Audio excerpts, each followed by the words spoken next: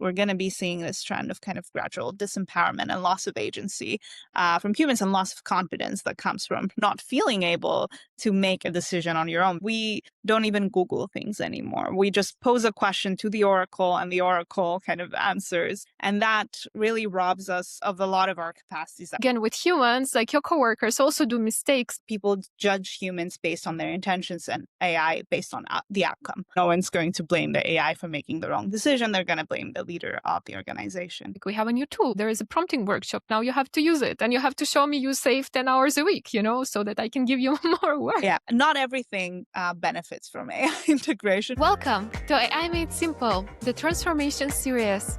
I'm Valeria Pilkiewicz, and I talk to global leaders, innovators, and practitioners who are shaping the future of work in the age of AI. I'm joined today by Tris Papakonstantinou. Tris is a researcher who studies something most organizations overlook: why people trust or distrust AI, and what it actually takes to change that. She's a co-founder of the Digital Trust Council, a nonprofit that helps AI companies move beyond compliance to earn genuine trust. Backed by an advisory board that includes leaders from Harvard, Ofcom, Pinterest, and Microsoft. Tris is completing her PhD at University College London, where she researches how people form their beliefs, how those beliefs shift, and why some evidence changes minds while other evidence bounces off.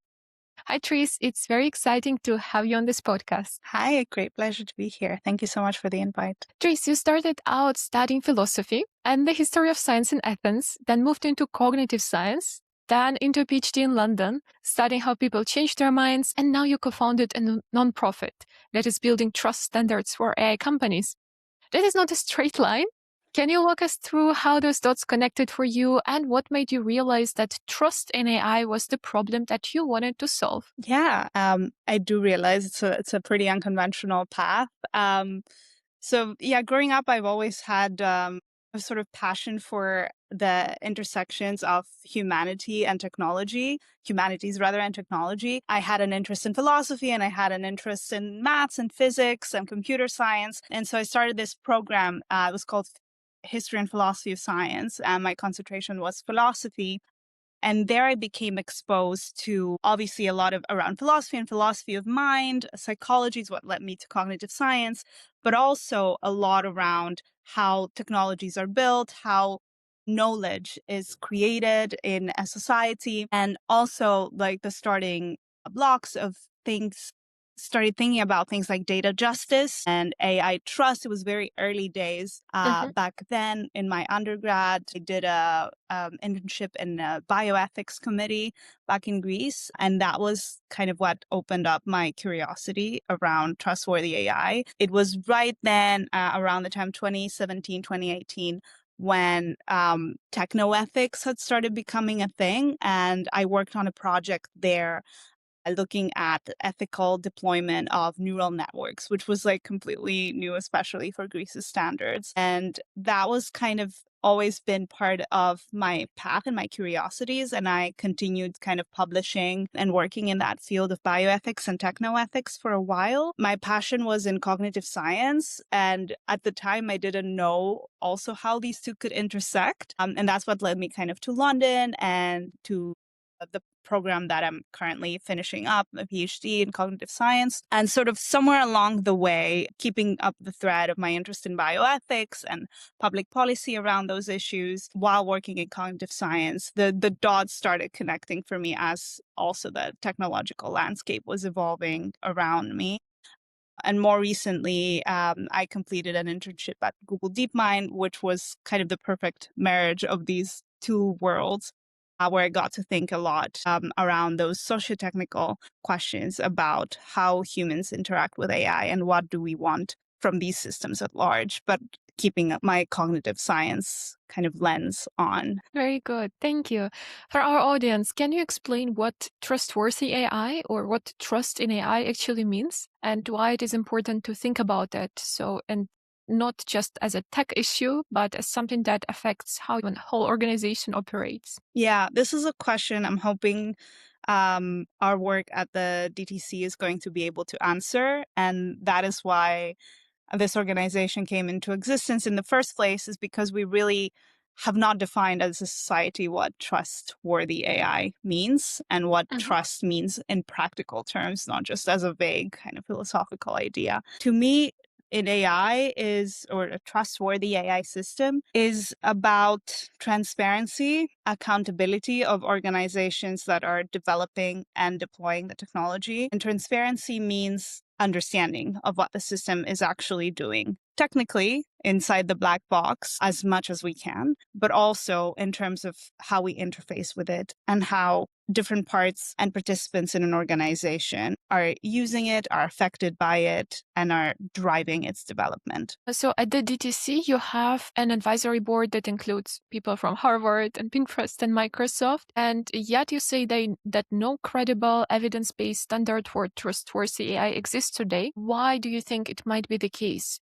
The real reason, I think, is just time. It's just a very nascent technology in the form that it's currently in. And at the same time, it is moving and developing in an unprecedented speed. The field of kind of AI safety, the papers coming out every week, it moves at such a speed that papers that came out 2 weeks ago are already old news. They're already debunked.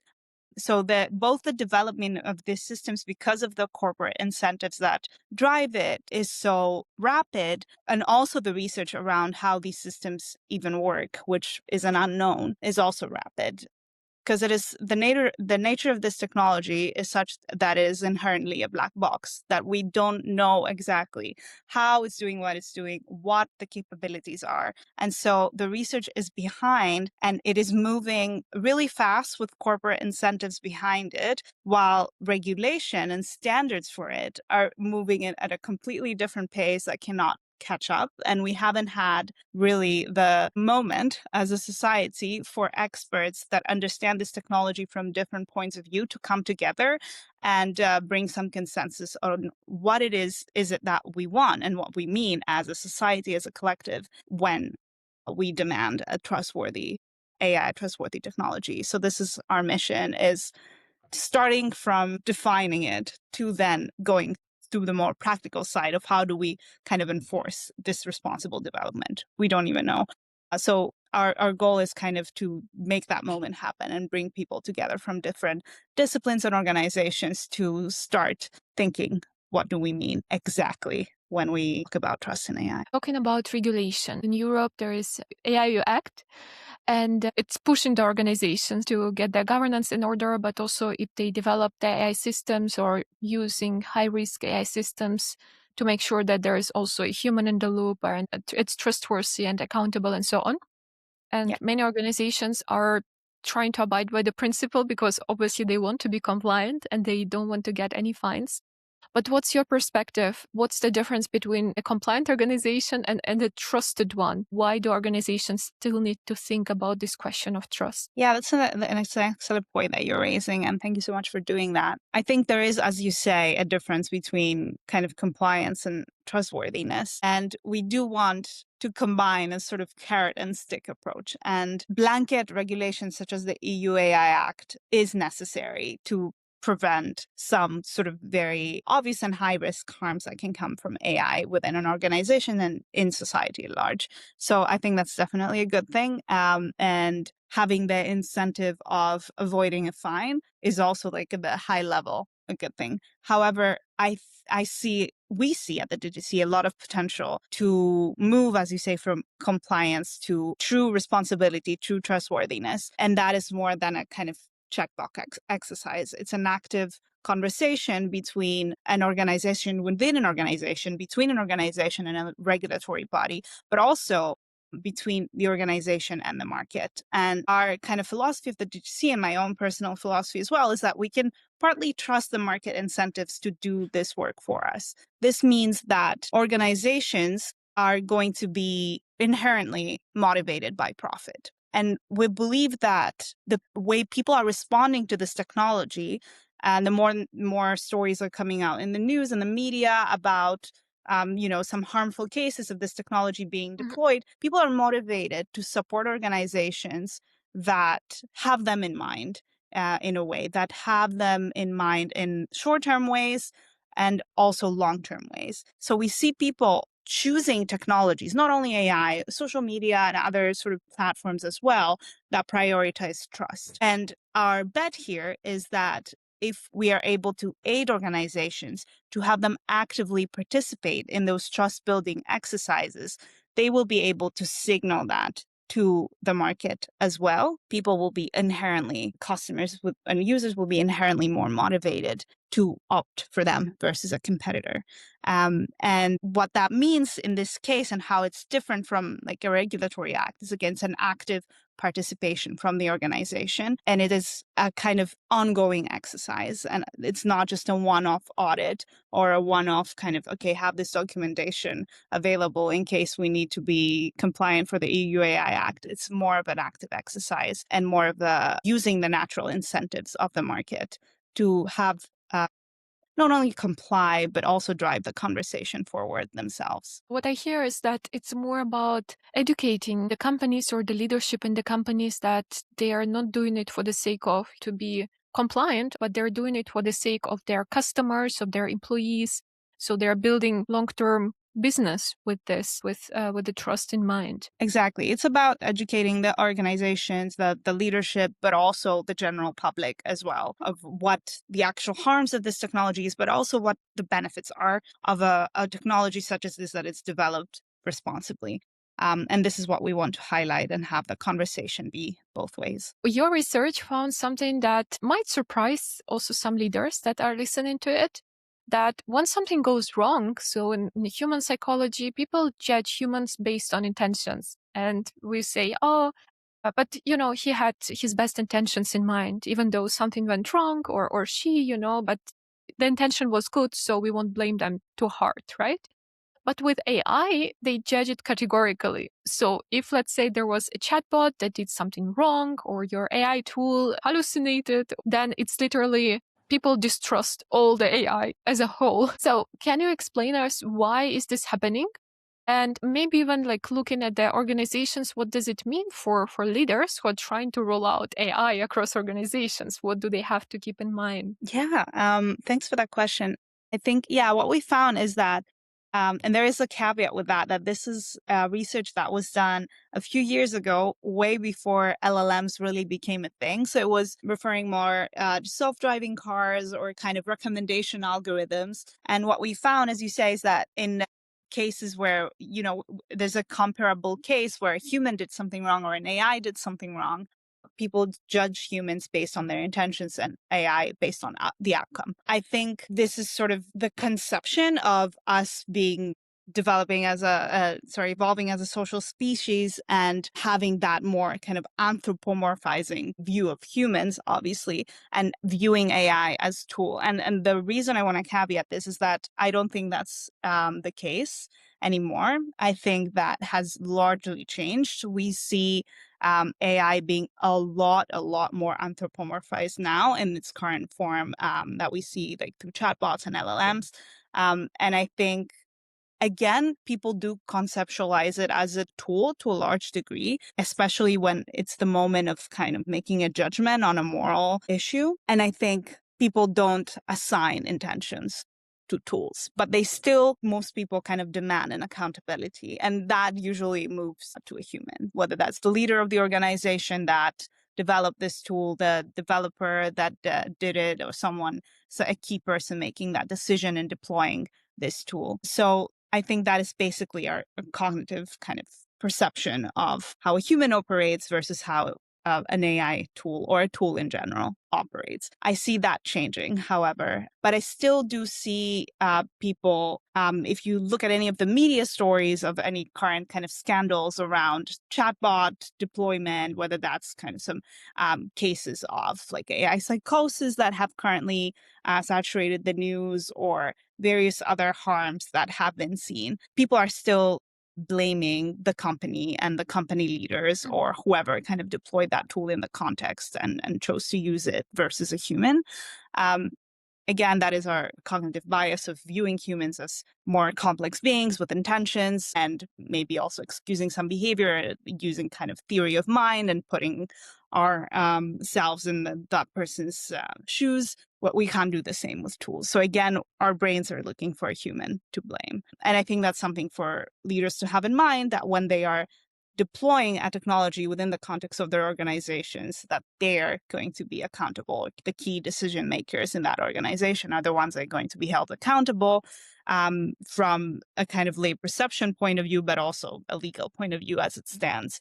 And that is obviously something to have in mind. No one's going to blame the AI for making the wrong decision. They're going to blame the leader of the organization. I also see it a lot in my trainings, to be honest. So if something goes wrong and AI hallucinates, it would be, it's so bad, why would I even use it? It cannot even give me the correct answer, right? Mm, I also see this I still see this categorical thinking in a way in the trainings. And then, it's either a perfect expectation that if I give it a task, then it does everything perfectly. And if it doesn't, if it, makes mistakes, then mm, why would I even use it?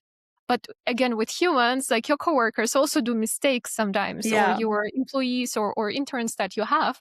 So Yeah, as you say, I think we still view it as a tool, as a technology like any other, but it really isn't. It really is special in some ways. Like there's a lot more flexibility that we have to cultivate with it. And I think that's also an excellent point, is educating people that Mhm. use AI within an organization. If encouraging the use of AI is the outcome that leadership wants, is kind of to be able to explain this nuance. And because we see this outcome based thinking, it's something to have in mind for leaders or people such as yourself that train organizations on the use of AI, that it is not a calculator. It is a tool that is more complex, and we need to treat it with more flexibility.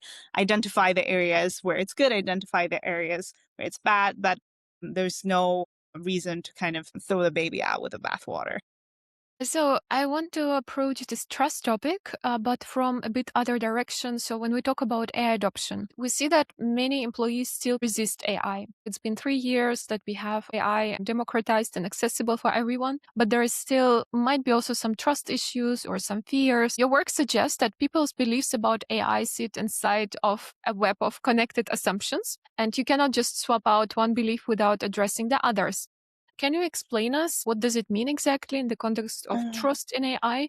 Yeah, it's a really complicated topic in terms of the adoption within organizations. And a lot of it has to do with what you mentioned, that it doesn't sit in a silo. It's kind of something that you're asking people to integrate in their daily life, in their daily workflows. And for many people, it's workflows and kind of routines and ways of working that they've had for decades. And then you have this disruptor coming in that people come with preconceptions about from the first place, whether that's the kind of level of literacy that they have with technologies such as this generally, their level of understanding of what it actually is doing, but also a lot of fear and resistance coming from the fact that they see a lot of their skill being replicated by this Mhm. technology and fears of them being replaced. Obviously, to me, I'm very pro this technology. So it is about highlighting the ways that it can benefit people and how the quicker that they're able to adopt this technology and adapt with it, the more likely they are to kind of keep their jobs and their skills to remain valuable in the workforce.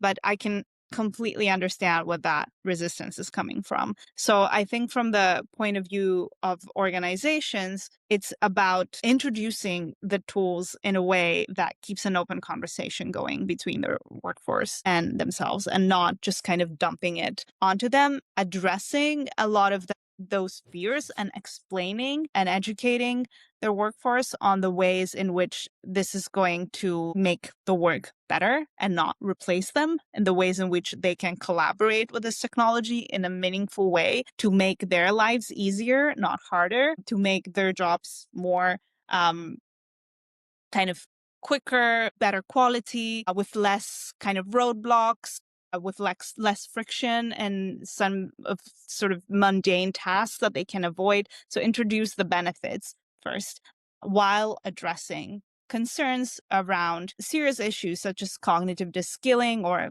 kind of general skilling that this technology does bring. And I think it's something also that organizations are not maybe addressing as much as they should have. But it is about having a kind of integrated view of, okay, this is a technology that is going to replace some of the work you do.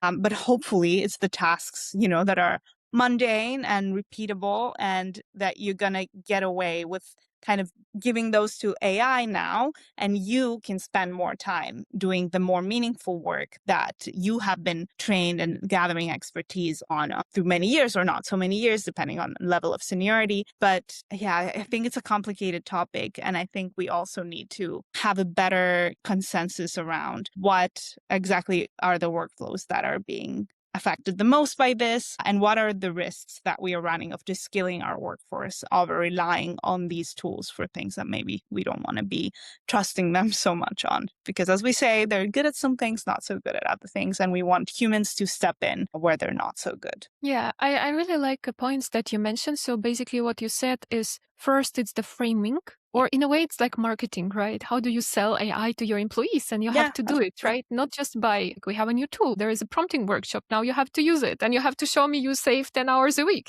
so that I can give you more work. Yeah, yeah, But more like marketing it and framing it from perspective that it's like look at it, right, as a helper, as an assistant that can, as you mentioned, take over some of the mundane tasks that you maybe don't enjoy doing anyway, so you yeah. can do more strategic work or more creative work, or just spend for the training and upskilling yourself, in areas where you want to upskill yourself. So the framing, but you mentioned also being transparent, right? So I think it's also something that especially leaders need to keep in mind, that being transparent about how they're going to approach this transformation. Are there going to be like reskilling initiatives? Are there Yeah. going to be even if there are going to be some layoffs, like they have to be, I believe, very transparent about it, or how they're going to approach this whole change. But also, as you mentioned, transparent about the risks that this technology brings. Like, Yeah. Yeah, as you say, it's about targeting it and making the differentiation. Okay, we are introducing this technology, and trying to do it in a bottom-up way as much as possible, rather than dumping it onto people and then demanding, additional capacity. I would say that leaders need to keep the timeline for this quite broad. They can't dump this tool and then say, okay, now you have 10 hours extra a week. What are you doing? If you want to do this a lot more long term. But as you say, it's about framing it in a targeted way. That this is what you should use it for. It's a good idea to use it for. It's not such a good idea to use it for this sort of thing. So maybe give it a try and let's see where we're at, rather than kind of imposing it on employees that have learned to work without it for potentially decades. you mentioned cognitive offloading, right? At the risk of cognitive offloading, tell us more about why it is coming to place, and maybe if you have a couple of ideas how we can counteract this cognitive offloading, or in a ways how each of us individually, but also organizations, Mhm. can roll out and think of AI that it does not really affect the cognitive capacity of the employees, rather enhances it. Yeah, it's a really difficult issue that I've been thinking a lot about. And I think largely it comes down to the kind of design interface and incentives that drive that, more than the actual technology itself. And it's about, again, the way it's being adopted by users day to day. I think most of my concern comes from people using it in a personal capacity rather than a professional capacity. And I think initially people were quite cautious with using this technology, potentially because of hallucinations and stuff like that, maybe not as trustworthy. But as it became more and more part of our daily life, we see people, myself included, kind of over relying potentially on it for lots of different things. Like, we don't even Google things anymore. We just pose a question to the Oracle and the Oracle kind of answers. And that really robs us of a lot of our capacities that we've developed and evolved as a human species, of being able to kind of look around our environment, seek information in the appropriate places, integrate information from different sources, and arrive at a kind of consensus, or assume consensus and a decision. And we see people offloading either then decision making for key kind of life events to chatbots, which is not such a good thing. And I think we're seeing this trend, we're going to be seeing this trend of kind of gradual disempowerment and loss of agency from humans, and loss of confidence that comes from not being or not feeling able to make a decision on your own, because you now have this really low cost way to offload both the thinking around a decision, but also the responsibility around a decision. And that's really like a big caution. I think a big problem connected to that comes down to the fact that these interfaces are designed optimizing for engagement. And that is really something that I see no benefit from for society at large. The only benefit is for the corporations that are developing and deploying these technologies. So I think this is maybe a point where regulation needs to step in and intervene against it. We need these chatbots to be designed with a bit more friction so that humans are not completely, losing skills such as writing, such as, again, seeking and integrating information, decision making for critical matters. There's no benefit to society and humans individually of us losing these skills and the confidence to do these things.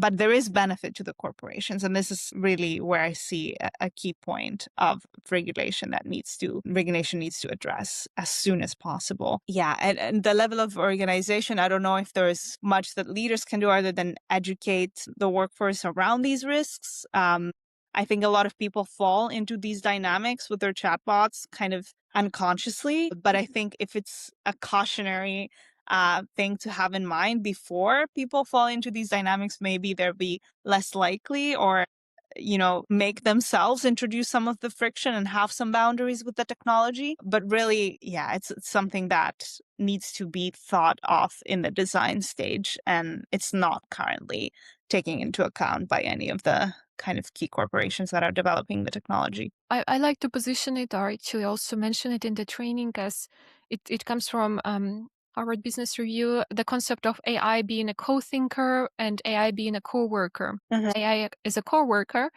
and it's when you use the tool to offload certain tasks, for example, writing, or let's say report generation, or something else. So you kind of automate your job. And using AI as a co-thinker is more a concept to augment your job. So let's say to tell AI your decision and let it spot flaws in your decision, right? So that you actually try and reflect on your own judgment with the help of AI. So using it again as a co-thinker. And both modes, of course, could exist, but I think it's important to be aware. So maybe for certain use cases, you want to use AI rather as a co-thinker and not as a co-worker, to be able to rather support your own judgment and not to completely replace it. So and it's a lot of it comes down to a personal decision, right? You have to make a decision about what skills you can live without, and it's a benefit to you to use AI and not much of a downside, and what is not. Like for me, doing low level coding tasks, I'm happy to lose that skill and I offload it to AI forever. That's fine by me. That might not be fine for someone else. So I make a decision, okay, I can offload that to AI, and I'm aware that in the long term, that means I'll be worse at that. I'm not so good with offloading my decision making about big life decisions or writing. For me personally, it's not a skill that I want to lose. So I have to be conscious and have some boundaries around the technology for myself. And I think this is work that everyone needs to do personally. And it's about awareness and consciousness more than anything. yeah, so bringing responsibility back to ourselves, right? Like To a each of degree. us are the end responsible for our own future, also our own cognitive abilities in the future. Absolutely. As we should be. And that comes down to the use of any technology. Same with social media. That's also very addictive technology that we can lose a lot on. So, yeah, it's about a personal decision some of the time. If you could change one thing about how organizations approach AI trust or AI in general today, what would that be? I think a lot of, we've seen this wave, obviously, and that comes with any kind of disruptive technology of people kind of jumping on and young companies jumping onto technology, like, okay, we're going to be AI driven. We're going to be, not everything benefits from AI integration is what I'm going to say. And it is knowing about, again, having targeted ways that this can actually help your business.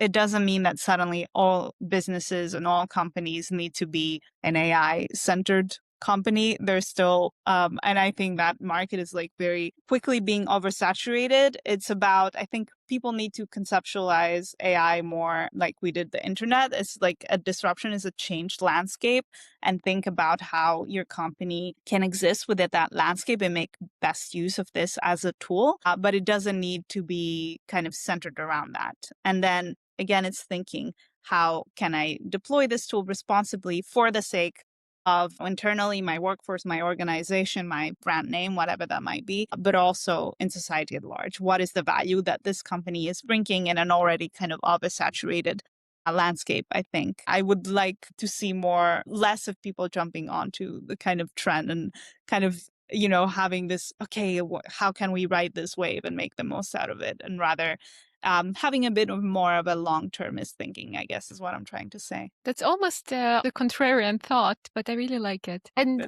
I have two fireside questions for you. So just very short answers. What's one AI tool right now you personally rely on the most? Honestly, ChatGPT. Okay, very good. I'm not very sophisticated. And what's the worst piece of AI advice somebody has ever given to you? The worst piece of AI advice: don't use AI for writing. It's brilliant. I'm not a native speaker. I use AI to edit, and it makes my writing a lot better and clearer for people. I don't let it write things for me, but I let it edit. I think that's a really good thing for me and the people that read my work. Same for me with German. I always try to scramble something first, but then I let ChatGPT rewrite it in a more polished way without mistakes. I think, yeah. Thank you, Tris. It was a very insightful discussion, a lot of points, very educational.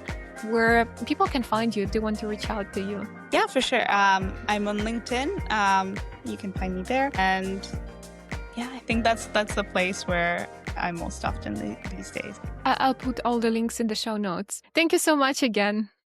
Thank you.